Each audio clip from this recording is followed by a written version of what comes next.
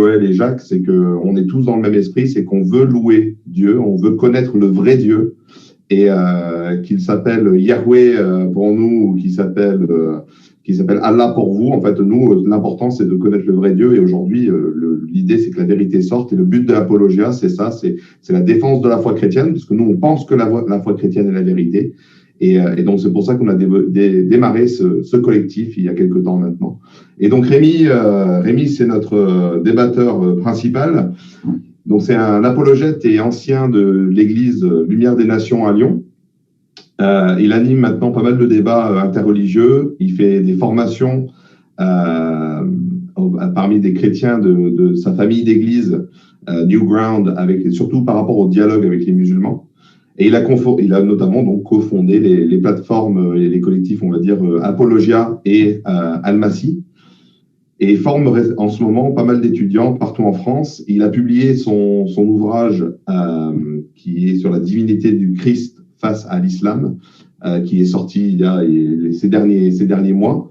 Voilà, donc je vous ai présenté rapidement Rémi, comme j'avais promis. Maintenant, je vais lui passer la parole, et dès qu'il démarre, je démarre son chrono. Merci. Merci beaucoup. Est-ce que vous m'entendez bien? Est-ce que ça coupe? J'entends bien. Ok, merci beaucoup. Merci John. Je resalue tout le collectif et je te resalue Yamadou. Il faut quand même que je fasse un mythe. Le poulet était préparé, mais j'ai pas pu le manger. Ça, c'est quelque chose qu'il faut que je rappelle. Je suis parti avant, j'ai été impoli et vous m'avez donné à boire, on a passé un bon moment et ça c'est vrai et le repas était prêt. Mais je voulais juste rappeler ça. Malheureusement, j'ai pas pu profiter. Voilà. Mais merci beaucoup à tous pour votre présence. Merci à toi, Fatih, pour cette invitation. Et je prie vraiment que Dieu nous éclaire. Et je vais prier, Seigneur, notre Dieu. Tu es bien élevé au-dessus de nos pensées, comme dit Ésaïe, et il y a des textes qui sont parfois mal compris dans ta parole. Et Seigneur, je prie qu'aujourd'hui, la donne soit changée pour qu'il n'y ait plus de caricatures concernant nos textes, mais aussi qu'il n'y ait plus de caricatures concernant ta personne extraordinaire, le Dieu créateur de toutes choses, qui a fait les cieux et la terre. Tu mérites qu'on s'intéresse à toi, tu nous as créés, tu nous aimes. Et je prie maintenant pour tous les musulmans qui regarderont ce débat. Seigneur, je te prie qu'ils puissent avoir la juste perspective sur qui tu es, Seigneur. Et je te prie aussi pour ceux qui hésitent par rapport à leur foi, que Dieu vous fortifie et vous renforce par son Esprit Saint. Amen. Alors, je vais essayer de répondre tout à l'heure, parce que moi aussi, j'avais prévu une petite introduction et je suis très content de ce que tu as cité tout à l'heure dans ta présentation, parce que ce sont des textes qui, justement, sont très utiles pour prouver la divinité de Jésus. Alors, Jésus est-il Dieu? C'est une question, vous savez, qui n'est pas du tout entendue pareil selon qu'on soit chrétien ou musulman. Lorsque les musulmans, ils la prononcent, ils entendent « Jésus est-il Allah ?» Et les chrétiens, eux, ils entendent « Jésus est-il divin ?» Et c'est l'un des plus grands malentendus dans le débat sur la divinité de Jésus entre chrétiens et musulmans. Et en réalité, la compréhension de la nature de Jésus dépend, comme l'a dit le frère, de la compréhension du tawhid chez les musulmans et de la compréhension de la Trinité chez les chrétiens. Et le grand problème qu'ont les musulmans qui sont habitués à débattre, même le collectif Al-Hini, c'est qu'ils ont une idée totalement fausse de la Trinité et qu'il y ait une idée totalement fausse de la Trinité, totalement erronée concernant la Trinité. Et du coup, ils font les mauvaises conclusions concernant Jésus. Et par exemple, je prends dans la vidéo nommée « La Trinité n'est pas biblique » dans l'épisode 11, « La vérité sur le christianisme », que le collectif a posté sur sa chaîne. Vous pouvez aller voir, c'est au 30 juillet 2020. Ismaël dit, mot pour mot, « Les chrétiens nous disent aujourd'hui que Dieu est unique mais pas trinitaire à la fois. Qu'est-ce que ça veut dire? C'est qu'en fait, il y a trois dieux. Mais en fait, ces trois dieux, ça ne fait pas trois dieux, mais c'est une seule divinité. Ces trois dieux en un, à savoir le Père, le Fils et le Saint-Esprit. Sachant que le Père n'est pas le Fils n'est pas le Père, le Fils n'est pas le Saint-Esprit n'est pas le Fils, le Père n'est pas l'Esprit Saint n'est pas le Père. En fait, c'est pas trois dieux, mais c'est un seul et même Dieu. Et ils nous disent, pour ceux qui le reconnaissent, que c'est un mystère, que c'est une doctrine qui n'est pas très claire. Au-delà de l'esprit peu clair et incompréhensible de cette doctrine, il faut savoir que cette doctrine n'a jamais été enseignée par Dieu dans la Bible. Dans le Nouveau Testament, ça n'existe pas. Jamais Dieu se présente comme étant trinitaire, ça n'existe pas. On n'a pas de texte où Dieu prend la parole et dit le Père est Dieu, le Fils est Dieu, le Saint-Esprit est Dieu. Mais nous ne sommes pas trois dieux, mais un seul et même Dieu composé de trois divinités. Il continue avec une phrase. Ça n'existe nulle part dans la Bible, ça n'existe pas non plus dans le discours de Jésus, mais jamais Jésus ne dit qu'il faisait partie de la Trinité, jamais Jésus ne dit qu'il n'était divin, jamais Jésus ne dit que la divinité se composait de trois autres divinités. Alors, c'est un peu rapide, un peu long, mais c'est enregistré, vous réécouterez. Ismaël dit, jamais Jésus ne dit que la divinité se composait de trois autres divinités. Alors moi, ce qui m'interroge, c'est quand tu présentes le discours des chrétiens trinitaires, tu dis, oui, mais Jésus, lui, il n'a jamais dit que la divinité se composait de trois autres divinités. Et moi, on te dit, mais en fait, nous, les chrétiens, on n'a jamais dit que la divinité se composait de trois autres divinités. Et moi, je m'interroge sur cette déformation. Est-elle volontaire? En tout cas, tu fais une erreur très grave, Ismaël, en toute amitié, quand tu dis « Jamais Jésus ne dit que la divinité se compose de trois autres divinités ». Mais la vérité, c'est qu'aucun chrétien, je le redis, sur terre n'a jamais donné la définition que tu donnes de la Trinité. Et vous pouvez fouiller partout dans nos credos, dans nos conciles, partout dans nos documents officiels, ça n'existe pas. Ça n'existe nulle part. Est-ce que vous m'entendez? On entend bien. Mais ta qualité Merci beaucoup. est vraiment pas bonne, Rémi. Moi, j'entends bien. Moi. Vidéo. T'as un problème de débit Vous Internet. m'entendez bien? Mais on t'entend. Là, on m'entend mal. OK. Donc, tout ça pour dire que, en fait, une des manières de dénier à Jésus d'être Dieu, c'est de commencer par mettre des fausses idées dans la tête des gens. Là, c'est une hérésie qu'ils sont en train de prêcher, ils l'appellent Trinité. Sauf que ça, c'est une hérésie qu'on appelle le trithéisme. Trois petits dieux, trois essences différentes. Le Père est une divinité, le Fils est une autre petite divinité, le Saint-Esprit est une autre divinité, et ça n'a absolument rien à voir avec notre doctrine. Ça, c'est une caricature doctrinale qu'on appelle Trinité et qu'on met dans notre bouche, alors que nous, on est contre ça. Et je me dis que peut-être c'est parce que lorsque vous lisez le Coran, par exemple dans le Coran, Al-Maïda, verset 73, il écrit, on m'écrit ceux qui ont dit Allah est le troisième de trois. Et moi, en fait, je suis tout à fait d'accord avec ce verset. Si ce verset veut dire que Dieu, il est composé de trois essences divines, de trois divinités différentes, qui sont en fait une triade de trois dieux différents, qui sont trois petits dieux. Moi, j'ai aucun problème. C'est une hérésie. Ça, c'est ce que vous voulez faire croire, et ce n'est pas le texte. Et je crois que tant que le collectif Al-Anfiya va se tromper sur la Trinité et le trithéisme, on va pas s'entendre dans nos débats. Ça va être un gros problème pour nous. Parce que c'est le début pour caricaturer ce que dit la Bible. S'il y a trois dieux dans la Bible, et en même temps que la Bible dit qu'il n'y a qu'un seul Dieu, alors, évidemment, Jésus n'est plus Dieu. On ne peut pas avoir trois dieux et en même temps un seul Dieu. Et c'est absolument pas ce que nous croyons. Maintenant, la vérité, par la grâce de Dieu, c'est que nous croyons qu'il y a un seul Dieu. C'est la base du monothéisme. Nous ne croyons pas que le Père est un Dieu, le Fils est un autre Dieu, le Saint-Esprit est un troisième Dieu, mais nous croyons que le Père est le seul vrai Dieu, que le Fils est le même seul vrai Dieu et que le Saint-Esprit est aussi le seul même vrai Dieu. Et après, lorsque nous distinguons le Père, le Fils et le Saint-Esprit, c'est une distinction qui est à l'intérieur de cette unique essence divine. C'est pas une découpe de l'unicité, c'est pas une découpe de l'essence divine. C'est pas du tout vrai. On divise pas la substance. Et ça, c'est très clair aussi dans nos doctrines et dans nos credos. Donc, le Père, le Fils et le Saint-Esprit sont pas trois essences divines séparées. C'est très important que vous compreniez ça. Okay? Il y a un mode de relation qu'on appelle Père, Fils et Saint-Esprit qui coexistent en Dieu, mais dans l'unique divinité.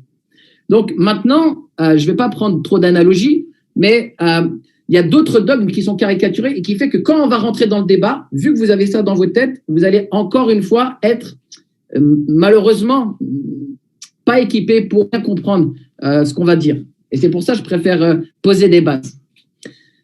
Dans Jean 1:1, il écrit « Au commencement était la parole était avec Dieu et la parole était Dieu, elle était au commencement avec Dieu. » Ok ? Ici, la parole, elle est Dieu. Il n'est pas dit qu'elle est un petit Dieu, il n'est pas dit qu'elle est une divinité parmi trois autres divinités, il n'est pas dit qu'elle est le produit d'une divinité, il n'est pas dit qu'elle est le produit de la parole de Dieu. Non, le texte, il est clair, « Kaiteos en hologos » et la parole était Dieu. Donc, il n'y a pas d'ambiguïté dans Jean 1.1, chez nous. Chez nous, en tout cas, il n'y a pas d'ambiguïté sur Jésus, parole de Dieu, comme une kalima divine, si vous voulez. Il est Dieu. La parole est Dieu. La parole est Dieu. Je vais commencer juste par la parole est Dieu. Et ensuite, dans Jean 1.14, il est dit « Et la parole a été faite chair. Elle a habité parmi nous pleine de grâce et de vérité. Nous avons contemplé sa gloire, une gloire comme la gloire du Fils unique venu du Père. » Encore une fois, ici, il n'y a pas d'ambiguïté. La parole qui est Dieu, elle est vraiment Dieu, théos, elle est devenue chair, sarx egeneto en grec. Et elle a habité parmi le peuple, et elle a été contemplée, comme le Fils venu du Père. Donc, il y a bien un verbe divin qui est le Fils venu du Père, qui s'est fait homme. Et ça, c'est ce qu'on appelle l'incarnation. Okay? Le verbe qui est Dieu assume de prendre la nature humaine comme véhicule, mais sans cesser d'être Dieu. Et c'est ça qui, des fois, est difficile à comprendre pour certains. Le Christ, Jésus, a deux natures, une humaine, une divine. Et vous verrez que pendant tout le débat, le plus important, c'est ça le plus important, le plus central de tout ce débat, c'est la question des deux natures. Et ils le savent très bien. Il y a en l'homme une nature qui est constituée de deux parties. Ça, c'est Calvin qui dit ça. Il parle en gros de l'âme et du corps. Mais l'Écriture, elle parle ainsi de Jésus-Christ. Je cite Jean Calvin. Parfois, elle attribue ce qui peut se rapporter qu'à l'humanité, parfois ce qui appartient particulièrement à sa divinité, et parfois ce qui convient aux deux natures. Tout le jeu de notre débat, ça repose sur ça. Jésus a deux natures qui sont opposées entre elles. La nature humaine de Jésus ne sait pas tout, mais la nature humaine, oui. Et selon ce que nous lisons dans la Bible, il y a des moments où Jésus agit selon la nature humaine, et il y a des moments où il agit selon sa nature divine. Je vous demande d'être très attentif, parce que parfois, dans nos échanges avec le collectif, on va outrepasser ce principe. Hein? On ne va pas chercher à comprendre ce que dit Jésus, ce que Jésus fait, selon sa divinité, ou selon sa humanité. Nous, on va juste opposer les deux natures entre elles.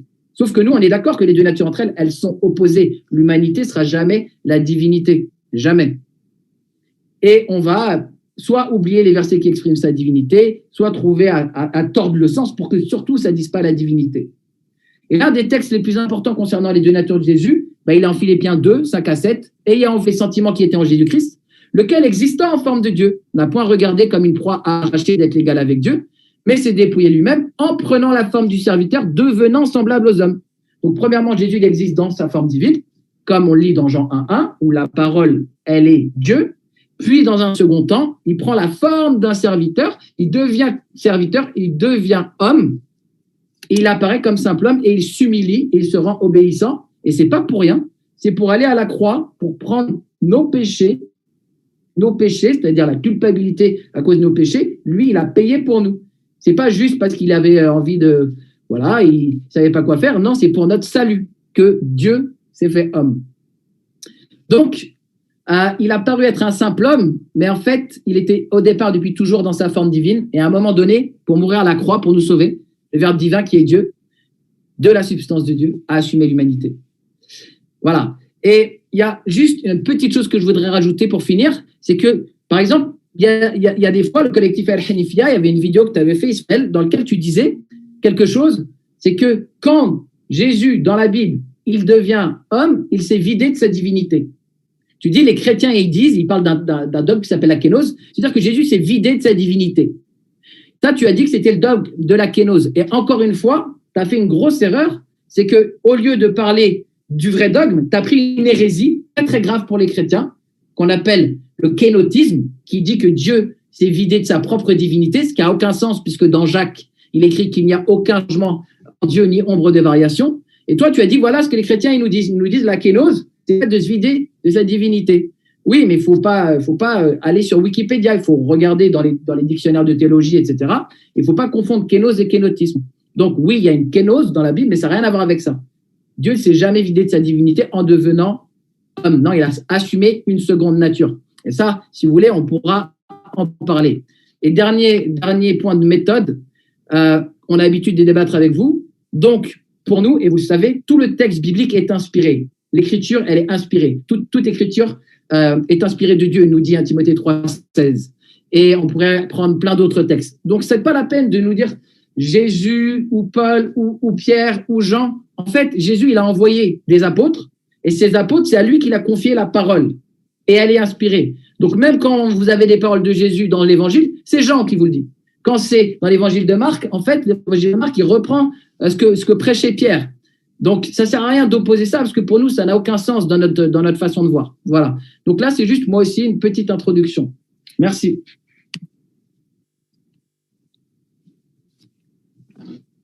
Eh ben, merci bien, Rémi. Bon, tu es arrivé à 13 minutes, donc écoutez, vous êtes plutôt équivalent là, sur vos timings.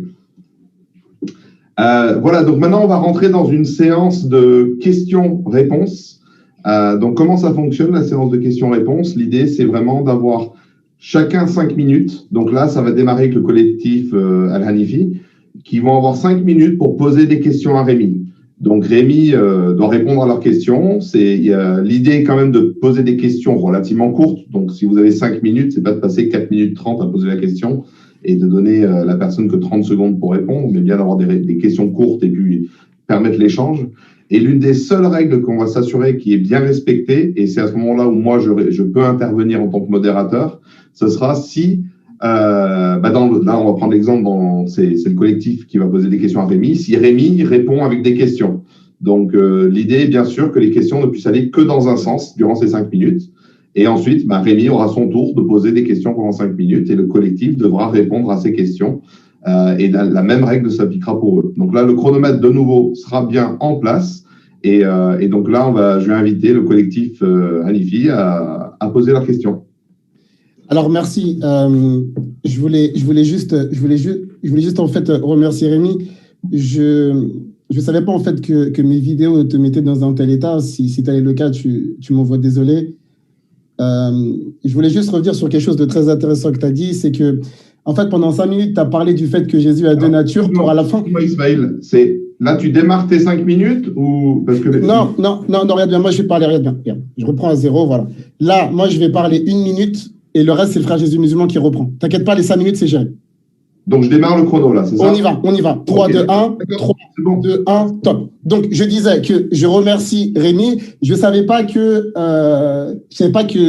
lorsque je prends la parole, je savais pas que ça t'énervait autant. Peut-être potentiellement que le dernier débat qu'on a fait sur la rédemption et le problème que tu as eu par rapport à Actes des Apôtres, peut-être que tu l'as encore en travers de la gorge, mais t'inquiète pas, je suis là pour en discuter.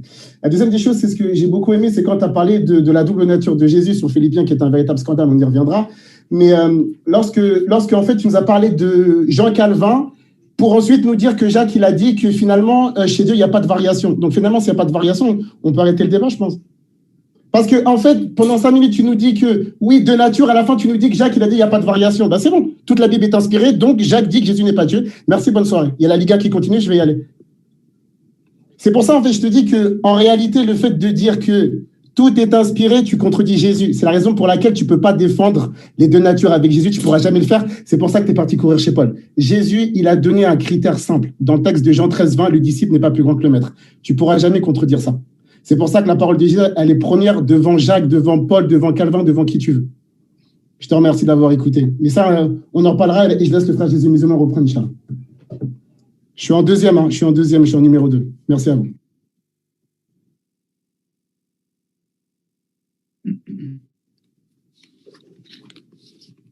Jésus musulman, il faut que tu actives ton micro.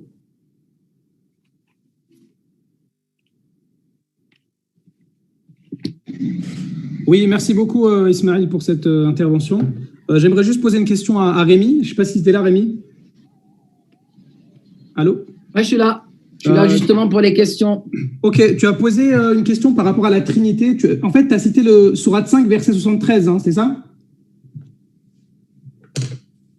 Du Coran. J'ai mis une hypothèse. Oui, tu as cité le 73 pour dire que tu es d'accord avec ce verset, que ça ne pose pas de problème en fait pour toi, c'est ça? Ah ben oui, bien sûr. Allah, c'est un Dieu, que Jésus, c'est un Dieu, et que le Saint-Esprit, c'est un Dieu, et que c'est ça que ça veut dire quand Allah est non, en fait, apparemment, nous, on dirait. Ok. Je suis d'accord, alors. Merci. J'ai expliqué dans quel cadre je suis d'accord. Donc, après, apprends-moi le Coran, j'ai pas de problème. Ouais, c'est juste ça. C'est juste qu'avant 73 et 72, qui dit que ceux qui disent que Jésus, c'est Dieu, c'est un mécréant. Bon, c'était juste ça. Non, c'était juste une petite information. Après, tu sais, j'aime bien quand tu parles des nous, c'est pas 3 dieux, aucun chrétien n'a dit ça. Mais le problème, c'est que les autres chrétiens qui sont modalistes considèrent que les trinitaires adorent 3 dieux. Donc, on n'est pas complètement à l'ouest quand on sort ces choses-là. Hein. C'était juste une petite remarque. Hein. Les modalistes disent que les trinitaires adorent 3 dieux. Voilà, non, c'était pas une question. Hein. Tu peux pas trop répondre, en fait. C'était juste, c'est dommage, quoi. Voilà. Il n'y a pas trop de questions, justement. Le but, c'est de... Ouais, je sais. Pour l'instant, il n'y a pas de questions. J'ai une question, d'ailleurs, tout de suite. Parce que là, je suis en train de manger un peu Milka. Voilà, je te fais entendre le bruit, là. Parce que tu connais Milka. T'as déjà mangé Milka, Rémi? Excuse-moi, Jésus musulman, si on peut rester sur... Ça fait partie du thème. Regarde, tu vas comprendre. Peut-être toi aussi, tu aimes bien Milka. C'est entre nous. T'as déjà mangé Milka, Rémi? Bah attends, qu'est-ce que tu m'as pris pour qui? Ok, merci. Juste, mais une question. C'est la base. Est-ce que Jésus pourrait manger des Milka? Alayhi salam. Il aurait pu de son temps. Jésus peut manger, mais je te l'ai dit. Il a une vraie nature humaine, c'est... Merci. Le problème, c'est que quand tu manges Milka, le Milka, il va où? La question que je te pose, c'est le Milka, il va où? Après avoir été mangé. Alors, je te fais tout entre la trachée et la fin, ou tu veux quoi? Non, que la fin. Parce qu'on connaît votre thème puéril, on connaît votre thème puéril. Non, c'est pas ça. Vraiment, tu qu'on fasse ça? C'est absolument pas ça. C'est juste que réponds à ma question, où va le Milka après? Si, c'est ça. Ça s'appelle comment? Le Milka. Ça va où après? Le côlon, c'est ça que tu veux dire? Merci. Bon, t'as pas osé le dire. T'as pas osé le dire, mais c'est qu'après avoir mangé Milka, tu vas aux toilettes. D'accord? Donc là, ce que tu es en train de nous dire, c'est que Jésus, alayhi salam, qu'on aime beaucoup, quand il mangeait, il allait aux toilettes. Et on connaît votre histoire de double nature, mais tout ça n'a aucun sens. Puisque dans la Bible, pour vous, Dieu, excuse-nous, dans la Bible, Dieu ne va pas aux toilettes. Tu es d'accord avec ça ou pas? Ouais, tous dans l'incarnation, mais on peut en reparler. Non. Dans la Bible et dans le Coran, Dieu ne va pas aux toilettes. Je suis désolé. Là, on est en train de nous prêcher un Dieu, excusez-moi, qui mange et qui va aux toilettes. Allah Azza wa Jalla nous dit dans la même sourate 5 que tu as cité, 5,73, juste en dessous, Kana ya'kulani ta'am, que Jésus mangeait de la nourriture. Mais qu'est-ce que ça veut dire par là? Ça veut dire que si Jésus mange de la nourriture, il va aux toilettes. S'il va aux toilettes, écoute, est-ce que tu penses vraiment que Dieu était aux toilettes et que quelqu'un frappe, dépêche-toi, sors des toilettes? Ça n'a aucun sens. Bon, merci. Et la preuve. On arrive à la fin des 5 minutes, donc je vais passer la parole à... Est-ce que je peux finir juste le verset que je vais citer? T'en as pour combien de temps? 10 secondes? C'est 30 secondes. Garde-le pour ta prochaine séance de 5 minutes, alors. Vous avez voulu démarrer votre séance comme ça, il n'y a pas de souci, je comprends que les toilettes, ça passe un petit peu mal, c'est pas grave, il n'y a pas de souci. C'est vrai que c'est dur. Il n'y a pas de souci. C'est pas grave. Super. Donc, oui, quand Dieu nous dit qu'il s'est fait vrai homme, il s'est fait vrai homme. Bon, écoute, c'est comme ça, il s'est fait vrai homme. Pour te sauver, hein. Pour te sauver, mon ami. Il est mort à la croix pour toi, il s'est fait vrai homme pour toi. Mais bon, bref. Alors, moi, j'ai des vraies questions, hein, des questions qui sont théologiques, parce que là, pipi caca, c'est drôle, mais on va passer aux choses sérieuses. Moi, j'ai une question. Est-ce que tu as un verset dans la Bible où Jésus dit « Je ne suis pas Dieu » ? Non plus, comme Moïse non plus, on n'a pas où Moïse dit « Je ne suis pas Dieu » et d'autres prophètes. Non, mais tu peux répondre juste. Tu peux répondre. Oui, ni Jésus, ni Moïse n'ont dit « Je ne suis pas Dieu ». Ok, donc je note, il n'y a pas de verset dans la Bible où Jésus dit « Je ne suis pas Dieu ». Merci. Alors note, Jésus et Moïse. Est-ce que tu as... Oui, Jésus et Moïse, il n'y a pas de problème. Et d'autres, hein. C'est bon ? Est-ce que tu as... Très bien. Est-ce que tu as un verset dans la Bible où les apôtres disent que Jésus n'est pas Dieu ? Je n'ai pas non plus de verset où les apôtres disent que Moïse n'est pas Dieu. Ouais, mais tu peux répondre ou pas ? Oui, mais c'est une réponse. Hein. Il n'y a pas comme d'autres. Parce que Moïse, c'était pas Non, mais Moïse, c'est pas ma question. Est-ce que tu as un verset dans la Bible où les apôtres... C'est que Jésus, il est comme Moïse. Disent... Jésus est comme Moïse, donc on ne peut pas distinguer. Oui, en tant que prophète, ça c'est vrai. C'est pour ça que Deutéronome 18, c'est pour Jésus et pas pour Mohammed. Ça c'est vrai par contre. Alors, on continue. Donc, est-ce que tu as des versets où Jésus dit « Ne m'adorez pas » ? C'est toujours les mêmes réponses. Moïse non plus n'a pas dit ça. Tous les prophètes, il y en a plein qui n'ont pas dit ça. C'est pareil. Oui. C'est pareil. Non, mais c'est très bien que les gens sachent que Jésus n'a pas dit ça. C'est très bien. est-ce que tu as un verset où Jésus dit, où les apôtres disent, n'adorez pas Jésus? C'est toujours les mêmes réponses. En fait, tu peux factoriser, tu vois, tu peux mettre tout ensemble, c'est pareil. C'est oui. Okay. On va te prouver avec les apôtres que Jésus. Je te remercie. Non, mais très bien, très bien. Là, ça veut dire que déjà, j'ai quatre oui qui vont dans le même sens. Je te remercie, tu es cohérent. Est-ce qu'il y a un verset où le Fils est appelé Dieu? Il existe des versets où plusieurs hommes sont appelés Dieu dans la Bible. Comme ça, tout le monde sait. Oui. Okay. Dieu et non pas le vrai Dieu. Ouais, mais le Fils, il est appelé Dieu il y a des versets. Non, ouais, d'accord. Mais d'accord. Est-ce qu'il est appelé non pas le vrai Dieu, mais est-ce qu'il est appelé Dieu? Alors, oui, comme. Il y a marqué non pas le vrai Dieu ou il y a marqué Dieu dans ces versets-là? Bien sûr, Jésus, comme d'autres prophètes, il appelé Dieu. Oui, bien sûr, Dieu, mais pas le vrai Dieu. Ça, c'est évident. Ah oui. Là, on n'apprend rien, là. Non, ça, tu l'ajoutes. Là, tu l'ajoutes. Ah non, mais non pas le vrai Dieu, tu l'ajoutes. Que même Satan est appelé Dieu dans la Bible. Non, mais ça, je sais, tu ne vas pas m'apprendre ça. Est-ce qu'il y a marqué non pas le vrai Dieu? C'était pour savoir si c'était un ajout de ta part dans la Bible. Ah oui, mais pareil. Jésus, Moïse. Ah si, donc c'est un ajout de ta part. Non, mais comme ça, les gens savent qu'il n'y a pas marqué non pas le vrai Dieu. Parce que tout le monde ne connaît pas la Bible comme tu la connais. Ok. Est-ce qu'il y a des versets où Jésus, il est. Non. Autre question.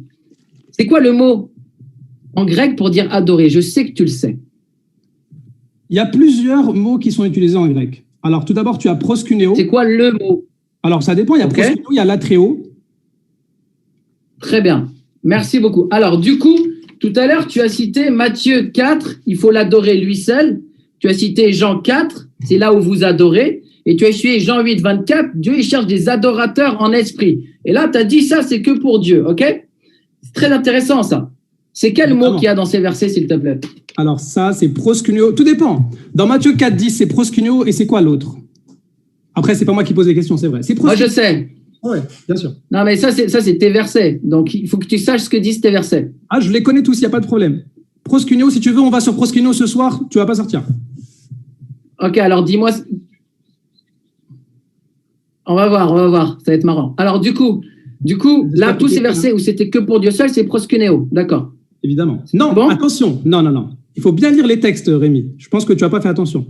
Servir lui seul, c'est pas proskuneo ici. C'est pas proskuneo ici. Non, mais je sais que servir, c'est latréo, mais il faut bien, toi, que tu lises le texte de Matthieu 10, parce qu'il y a marqué l'adorer et le servir. Il y a les deux. Okay? Bien sûr. Mais là, on parle. Et là, je t'ai. Non, mais attends, c'est moi qui pose les questions. Regarde. Là, il y a les deux. Moi, je te le dis. Essaie pas de me corriger, alors que là, je te corrige. Ça arrive à tout le monde, c'est pas grave. Il y a les deux, d'accord? Latréo et proskuneo. Donc, 3 fois, là, c'est adorer, c'est proskuneo. Moi, je ne t'ai pas parlé de latréo. On peut parler de latréo, il n'y a pas de problème. OK? Mais adorer, tu as dit toi-même que c'est proskuneo. OK? Je maintiens. Ça, je maintiens jusqu'à la fin, bien sûr. OK. Donc, tu es d'accord, par exemple, que Jésus, il déclare qu'il faut proskuneo que Dieu seul. Évidemment, bien sûr. Ah oui. OK. Excuse-moi, j'étais en train de répondre à un message de quelqu'un qui m'a fait. Et donc, on a dépassé de 10 secondes. Donc, excuse-moi, je t'arrête là. OK. C'est très bien. On continue après dans 5 minutes. Merci. Non, t'inquiète pas. On va reprendre tout de suite. Tu n'auras pas 5 minutes de pause, Rémi. On va rester sur proskuneo, justement. J'aime bien ça. Je vous donnerai les 10 secondes de plus, Jésus musulman. Désolé. OK, il n'y a pas de souci. On va rester sur proskuneo. Alors. Allez, on y va. Comme tu aimes bien citer les vidéos, je vais te faire écouter quelque chose. Écoute bien. Vas-y, mon ami. Écoute bien.